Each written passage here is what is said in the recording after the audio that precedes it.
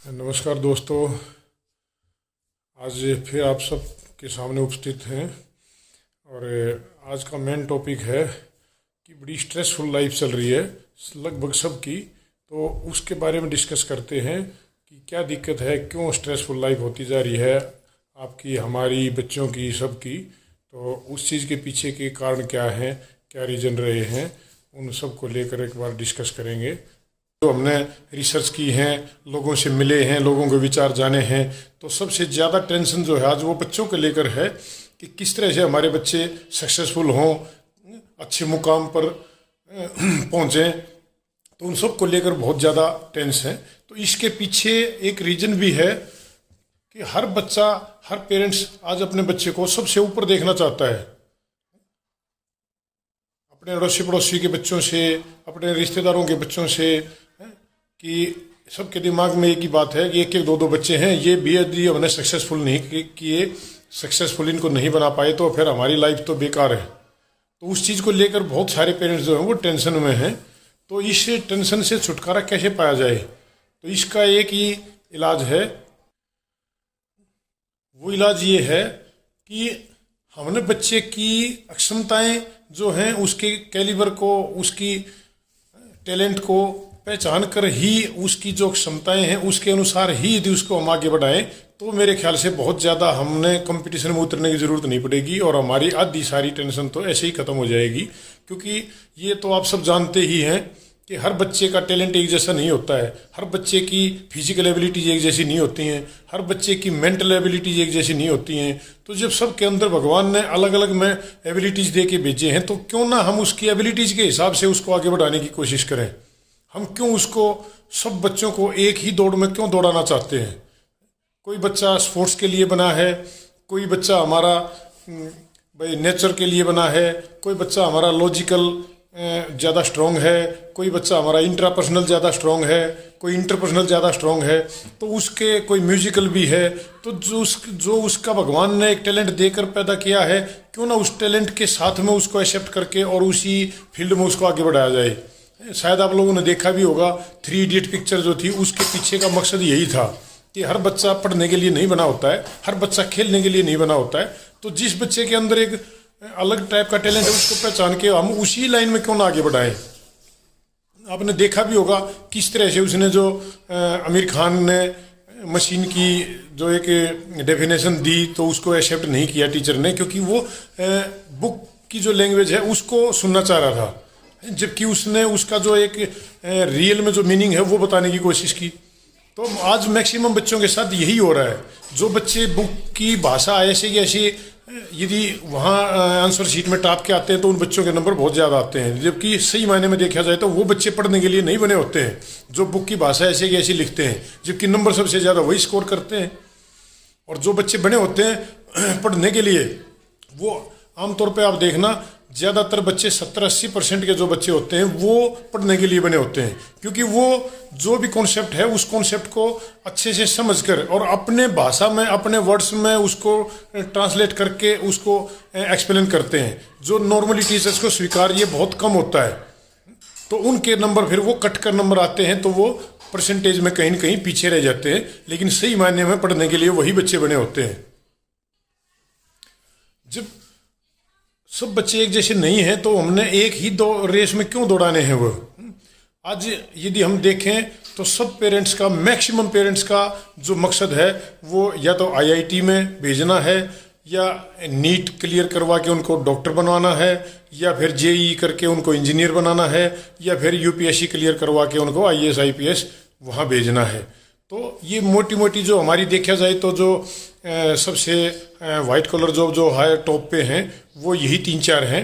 तो सारे बच्चे जब एक ही लाइन में भागेंगे तो कितने सक्सेसफुल हो पाएंगे उसमें? यदि हम आंकड़ों के हिसाब से देखा जाए तो हमने सर्वे किया, जो जेईई का जो एग्जामिनेशन है उसमें अब की बार जो अपीयर होने वाले बच्चे थे वो 13,40,000 बच्चे थे। 13,40,000 बच्चों में यदि हमारी जो उसकी एक्चुअल सीट है वो है 57,152, 57,152।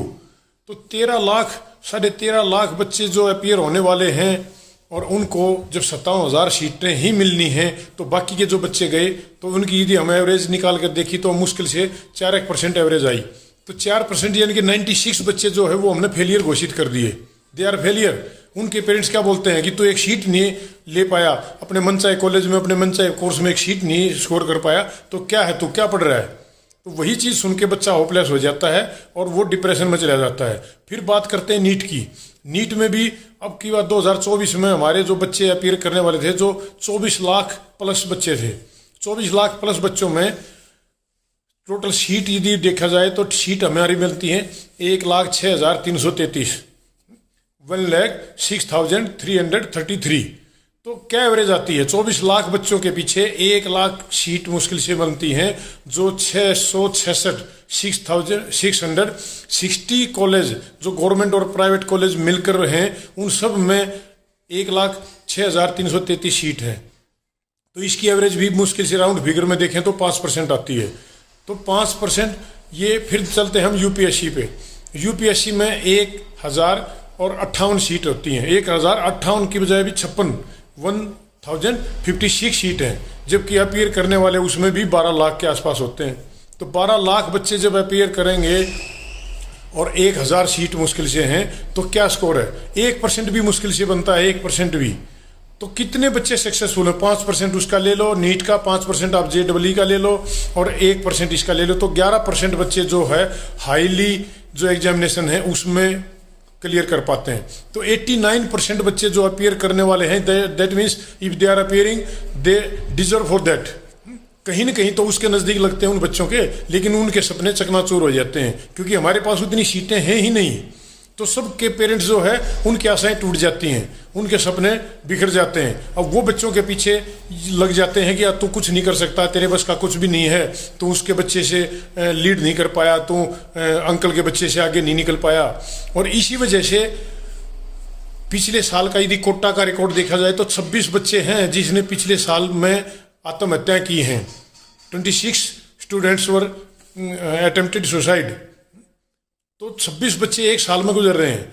बल्कि यदि ऑल ओवर इंडिया का यदि आंकड़ा देखा जाए तो 25,000 से ज़्यादा बच्चे सुसाइड करते हैं हर साल। ये जो माता पिता की जो जरूरत से ज़्यादा अपेक्षाएं हैं उनके ऊपर खरे नहीं हो पाते हैं। तो इतना सारा नुकसान देखो, कहाँ कितना टैलेंट हमारा मरता जा रहा है।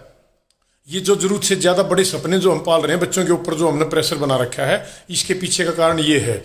जब हमारे पास हमारे संसाधन इतने हैं ही नहीं, हमारे गवर्नमेंट के पास ऐसे इंफ्रास्ट्रक्चर है ही नहीं, तो बच्चों के ऊपर हम क्यों प्रेशर डालें। फिर दूसरी चीज़ ये है, जब बच्चे उस चीज़ के लिए बने हुए ही नहीं हैं तो क्यों वो चीज़ हम दौड़ा रहे हैं। जब घोड़े का काम हम गधे से लेने की कोशिश करेंगे, गधे का काम हम ऊँट से लेने की कोशिश करेंगे, ऊँट का काम हम गाय से लेने की कोशिश करेंगे, तो कैसे सक्सेसफुल होंगे। अब चिड़िया, मोर, बाज, कबूतर, सबको क्या हम एक जैसे देख सकते हैं? क्या एक जैसा फीड कर सकते हैं? तो जब हर चीज़, हर जानवर, हर पक्षी अलग अलग काम के लिए बना है, उनकी सारा फीडिंग अलग है, उनका काम अलग है, तो वही चीज़ें हम इंसानों के ऊपर भी लागू होती हैं। हमारे बच्चे भी अलग अलग काम के लिए बने होते हैं, हमारे भी अलग अलग टैलेंट्स हैं।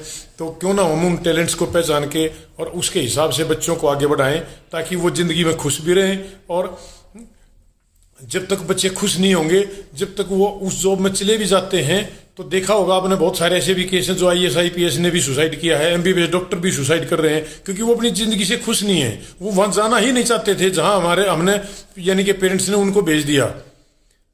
यदि इसी चीज़ के ऊपर हम आगे बढ़ें तो इंडिया का जो हैप्पीनेस इंडेक्स है वो बहुत कम है।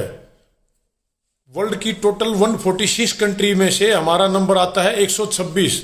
146 में से 126 यानी कि बहुत नीचे रेट हो जाती है। यदि देखा जाए तो हमारे से ज़्यादा तो पाकिस्तान का भी हैप्पीनेस इंडेक्स है, ऊपर है। पाकिस्तान का नंबर भी 108वां है, 108 पे है, हम 126 पे खड़े हैं। तो क्या फ़ायदा है फिर ऐसे कंपटीशन का? क्या फ़ायदा है ऐसी रेस का, जो एंडलेस रेस हम लगाए जा रहे हैं, एंडलेस रेस में हम अपने बच्चों को भेज रहे हैं। तो इस चीज़ को समझने की कोशिश करें, बच्चों के ऊपर अनवांटेड प्रेशर ना बनाएं। और जो दूसरे देशों में आगे बढ़ते हैं, दूसरे देशों की जो खासियत है, हम यदि उनके ऊपर जाएं तो 2007 में मैंने वर्ल्ड मिलिट्री गेम्स अटेंड किए थे। उसका रिजल्ट क्या था? जो दूसरे देशों की जो लेडीज थी, जो यानी कि फीमेल प्लेयर्स जो थी, वो हमारे मेल प्लेयर से अच्छा टाइमिंग निकाला उन्होंने, अच्छी परफॉर्मेंस थी। तो हमने जब उन कोचिज से बात की कि भाई ये क्या वजह है, हमारे इंडिया के बच्चे इतना ज़्यादा आगे क्यों नहीं आ पा रहे हैं, हमारी इतनी पॉपुलेशन होने के बाद भी, इतना अच्छा टैलेंट होने के बाद भी, इतना सब होने के बाद भी हमारे इतने ओलंपिक में और एशियाड में इतने कम मेडल क्यों आते हैं। तो उन्होंने बताया कि हम अपने इंडिया विकसित कंट्रीज में हम अपने क्या करते हैं, बच्चों का 5 साल के जैसे बच्चे हो जाते हैं तो उनका एक टेस्ट करते हैं। उस टेस्ट में ये निकल कर आ जाता है कि कौन से इतने मल्टीपल इंटेलिजेंस में से किस बच्चे के अंदर कौन सा इंटेलिजेंस जो है वो डोमेन में है, कौन सा ज़्यादा स्ट्रॉन्ग पॉइंट है उसका। तो उसके हिसाब से फिर उस बच्चे को उसी लाइन में डालते हैं। तो जो स्पोर्ट्स का है, जिस बच्चे के अंदर काइनेस्थेटिक ज़्यादा स्ट्रॉन्ग है, उस बच्चे को हम स्पोर्ट्स के लिए सेलेक्ट करते हैं। फिर आगे उसका एक टेस्ट होता है जिससे पता चलता है कि कौन सी स्पोर्ट्स में भी कौन सी एक्टिविटी में डाला जाए, कौन से इवेंट में उसको डाला जाए। कुछ शॉर्ट रेसीज हैं, जैसे कुछ लॉन्ग रेसीज हैं, कोई पावर गेम है, कुछ हल्के गेम हैं। तो उनके हिसाब से फिर उस बच्चे की एबिलिटी के हिसाब से वो उसमें पार्टिसिपेट करवाते हैं। और आपने देखा भी होगा कि करीब करीब 18 साल तक के बच्चे चाइना के आज वर्ल्ड रिकॉर्ड बना रहे हैं, यूएसए के भी ऐसे ही कर रहे हैं। माइकल फेल्प्स है, वो 5-5 ओलंपिक में कंटिन्यू मेडल लेके जा रहा है। तो ये वजह यही है कि जो बच्चे स्पोर्ट्स के लिए बने हैं उनको वो स्पोर्ट्स कराते हैं, हर किसी के पीछे नहीं पड़ते हैं कि हमने मान लिया मैं स्पोर्ट्समैन हूँ तो मैं अपने बच्चे को स्पोर्ट्समैन ही बनाऊंगा। सचिन तेंदुलकर है तो उसका बच्चा सचिन तेंदुलकर से भी आगे जाएगा। तो ऐसा कुछ नहीं होता है। हर बच्चे के लिए एक अलग भगवान ने प्लान करके भेजा है, अलग टैलेंट दे के भेजा है। तो उस टैलेंट को पहचाने विकसित कंट्रीज के हिसाब से। जो एक बार रशिया का मैं आपको एग्जांपल बताऊं तो रशिया जो है, उन्होंने रशिया में ये जो टेस्ट है मल्टीपल इंटेलिजेंस टेस्ट जो है, रीजनलाइसिस टेस्ट भी बोलते हैं इसको, उन्होंने इंट्रोड्यूस किया था 1971 में। तो जो 1972 का जो ओलंपिक हुआ था उसके मेडल आए थे करीब 50। लेकिन वो 4 साल के बाद में जब उन्होंने ये टेस्ट करके और बच्चों का इंटेलिजेंस देख के जब उन्होंने पार्टिसिपेट करा के और उसमें जो ट्रेनिंग दी, तो 1976 में जो मेडल आए थे वो सीधे 125 मेडल, 125 मेडल जीते थे उन्होंने। तो देखो अगले ही ओलंपिक में 75 मेडल्स एक्स्ट्रा आए, कितना बड़ा डिफरेंस आया इस चीज़ के पीछे। तो इस चीज़ को समझने की कोशिश करें और इस टेस्ट के बारे में हम आपको बताते हैं क्या टेस्ट होता है ये। तो यदि डिटेल में बताएं तो उसमें ऐसा है, जब बच्चा माँ के गर्भ में होता है तो 13 वीक से 25 वीक के बीच में बच्चे का ब्रेन जो है वो डेवलप होता है। तो ब्रेन का जो डेवलप होता है, आपने सुना भी होगा, तो जैसे लेफ्ट ब्रेन और राइट ब्रेन जो होते हैं दोनों का अलग अलग फंक्शन होता है, दोनों अलग अलग अपने फंक्शंस के लिए इम्पोर्टेंट हैं। तो लेफ्ट ब्रेन किसी का डोमेन करता है, किसी का राइट ब्रेन डोमेन करता है। तो जिसका राइट ब्रेन डोमेन करेगा तो उसके अलग फंक्शन में उसकी काबिलियत निकल कर आएगी, और जिसका लेफ्ट ब्रेन डोमेन करेगा उसको वो अलग एक्टिविटी में सुपरसीड करेगा। उसके बाद में फिर हमारे पास 10 लोब होते हैं जिसका नाम है frontal lobe, pre frontal lobe, occipital lobe, temporal lobe और एक पेरिटल लोब। तो ये 5 जो लोब हैं, इन 5 लोब के 10 हिस्से होते हैं, यानी कि लेफ्ट साइड में 5 और राइट साइड में 5। तो उनके अंदर 1200 करोड़ से ज़्यादा न्यूरॉन्स होते हैं। जिस तरह से हमारे ब्लड सेल्स होते हैं, वाइट ब्लड सेल होते हैं, रेड ब्लड सेल होते हैं, ऐसे ही तो ब्रेन के जो सेल होते हैं उनको हम न्यूरॉन सेल्स बोलते हैं। तो 1200 करोड़ से ज़्यादा जो न्यूरॉन सेल्स हैं, ये भगवान की देन है, वो ऑटोमेटिक सिस्टम है किस लोब में कितने ज़्यादा मात्रा में हमारे न्यूरॉन्स डिस्ट्रीब्यूट होते हैं। तो जिसमें ज़्यादा होते हैं वो बच्चे का डोमेन पॉइंट होता है, वो उस बच्चे का स्ट्रॉन्ग पॉइंट होता है, वो स्ट्रॉन्ग इंटेलिजेंस होता है। तो उससे जिस टाइम ये हमारा ब्रेन डेवलप कर रहा होता है 13 से 25 वीक के बीच में, उसी टाइम पे साइमल्टेनियसली हमारे फिंगरप्रिंट्स भी डेवलप हो रखे होते हैं। तो एक साथ ही दोनों चीज़ें डेवलप होती हैं। इसी चीज़ का जो रिसर्च की है वो यूएसए के हमारे एक साइकोलॉजिस्ट हैं डॉक्टर हॉवर्ड गार्डनर, उन्होंने मल्टीपल इंटेलिजेंस थ्योरी डेवलप की है, जिसके ऊपर 1826 में उसको नोबेल प्राइज भी मिल चुका है।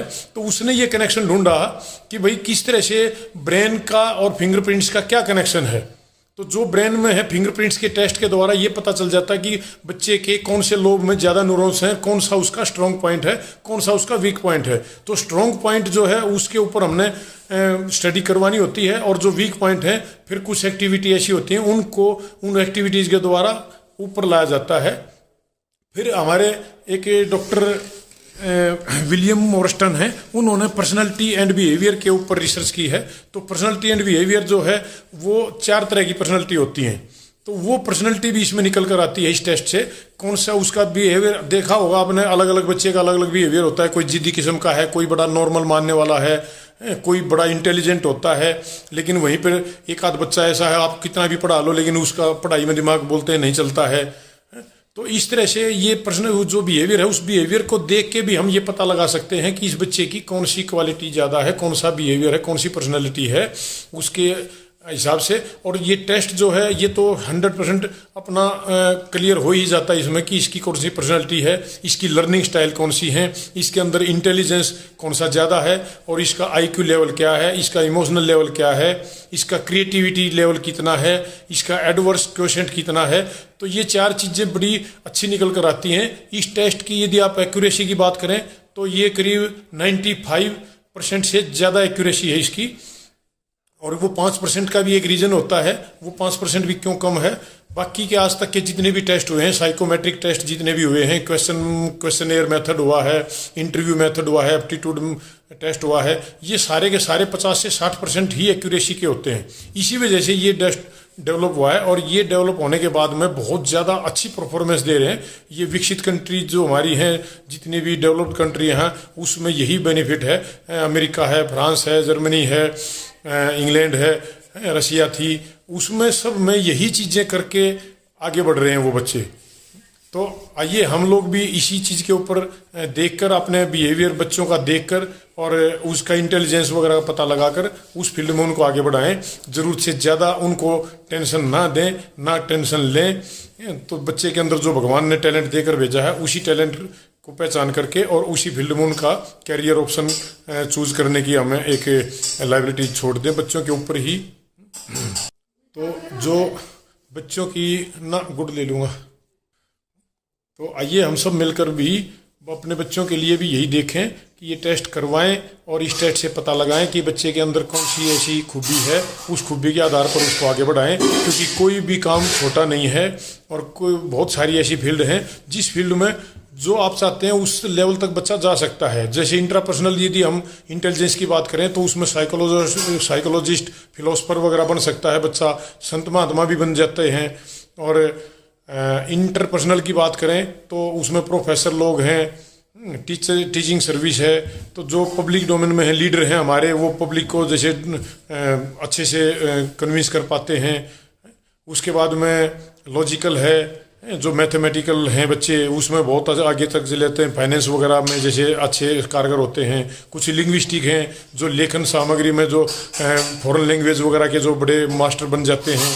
म्यूजिकल है, जो गाना वाना, गीतकार, संगीतकार, हमारे लायरिस्ट वगैरह ये सब बन सकते हैं और इसमें अच्छा नाम कमा सकते हैं। जैसे कपिल शर्मा कॉमेडी में कमा रहा है।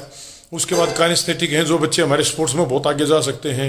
उसके बाद नेचुरलिस्ट कुछ बच्चे होते हैं जो नेचर में जो जियोलॉजिस्ट बन सकते हैं, अर्थ के बारे में रिसर्च हो सकती है। हमारे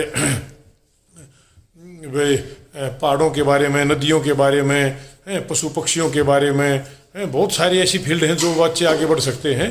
तो इस टैलेंट के साथ में ही पहचान करके और अपने बच्चों को आगे बढ़ाने की कोशिश करें और उनको भी खुश रहने दें, आप भी खुश रहें और एक अच्छी हेल्दी लाइफ जिएं। तो यही उम्मीद है आप सब इस बात को समझेंगे और अच्छे समाज का निर्माण करने में आपस में सहयोग करेंगे। बच्चों के बारे में कुछ इस तरह की है तो आप हमसे कंसल्ट कर सकते हैं। आप बैठ के आपस में सलाह मशवरा कर सकते हैं, बच्चों से बात करके उनके बिहेवियर के बारे में भी जान सकते हैं। और यदि आपको मेरी बात अच्छी लगी हो, वीडियो अच्छी लगी हो, तो कृपया करके इसको शेयर करें, सब्सक्राइब करें, लाइक करें और कमेंट ज़रूर से ज़रूर दें। कैसी लगी, क्या कमी रही है, क्या इसमें अच्छा लगा, ताकि हम अगले आने वाले टाइम में इसको रिकवर करें और सुधार करने की कोशिश करें। धन्यवाद, नमस्कार।